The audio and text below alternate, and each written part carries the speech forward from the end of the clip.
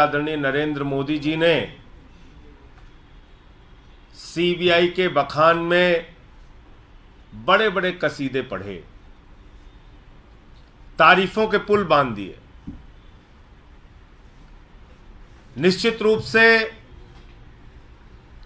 ऐसे मौके पर यह सोचना जरूरी है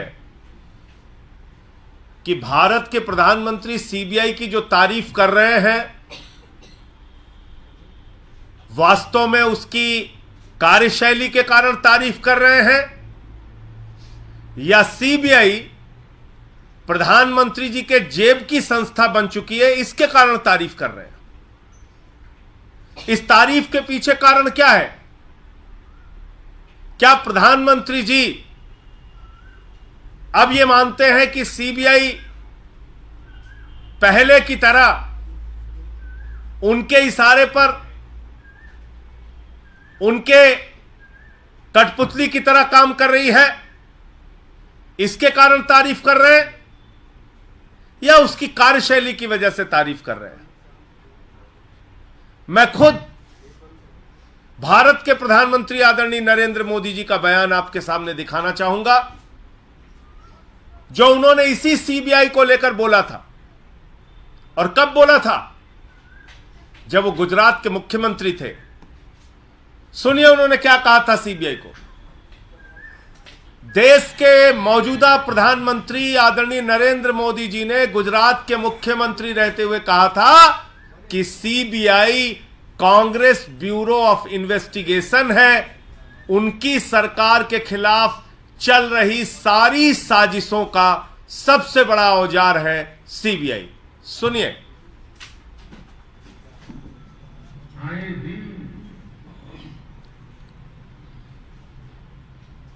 इस सरकार को तबाह करने के लिए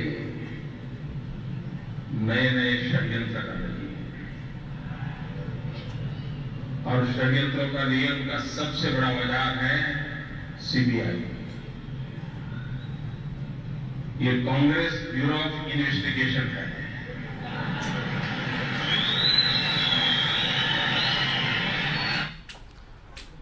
तो ये प्रधानमंत्री जी का वक्तव्य आपने सुना।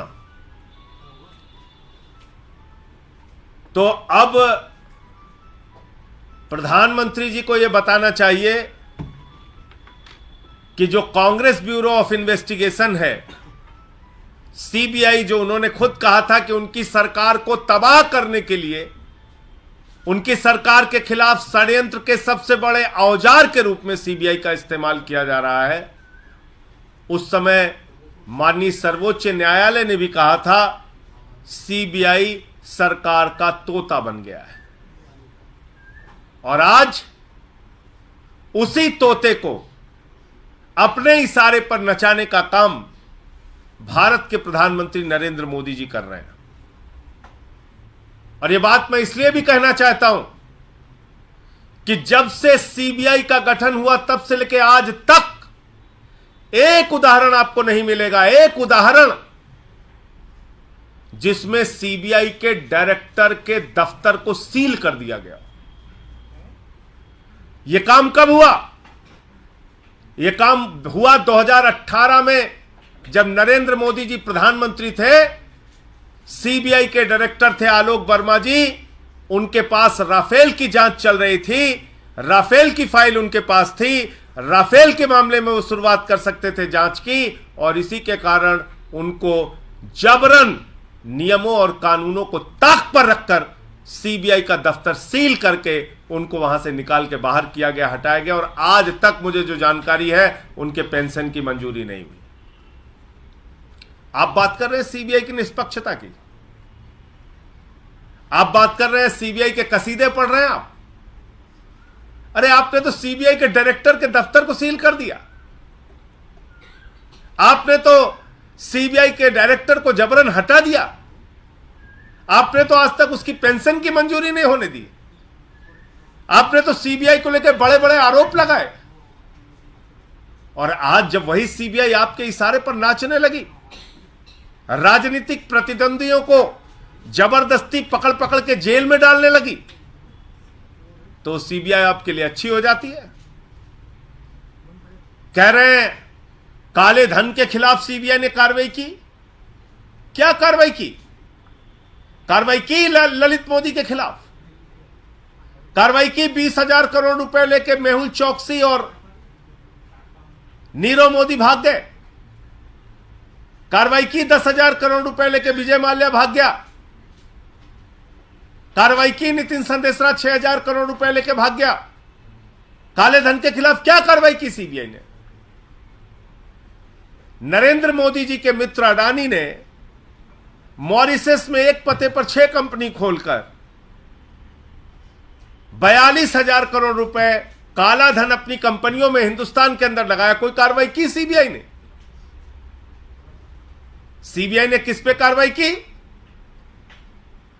फर्जी मामले बनाकर भारतीय जनता पार्टी के इशारे पर सरकारों को गिराने, डराने, धमकाने और पकड़ पकड़ के जेल में डालने की कार्रवाई सीबीआई ने की, जो दिल्ली में हमें देखने को मिल रहा है और बाकी दूसरे राज्यों में देखने को मिल रहा है। तो इसलिए मैं समझता हूं कि प्रधानमंत्री जी ने सीबीआई के बारे में जो तारीफ के पुल बांधे हैं, दरअसल प्रधानमंत्री जी उसी प्रकार से सीबीआई का इस्तेमाल कर रहे हैं जो सुप्रीम कोर्ट ने टिप्पणी की थी कि सीबीआई सरकार का तोता है। उसी तोते को अपने इशारे पर नचाने का काम भारत के प्रधानमंत्री आदरणीय नरेंद्र मोदी जी कर रहे हैं। मुझे इतनी ही बात करनी थी, और आपके कोई प्रश्न हो? जो जानकारी मिली है मनीष सिसोदिया जी के मामले में, उनकी न्यायिक हिरासत बढ़ा दी गई है। वो एक कानूनी प्रक्रिया होती है, तो वो फैसला भी आज हुआ है कोर्ट के द्वारा।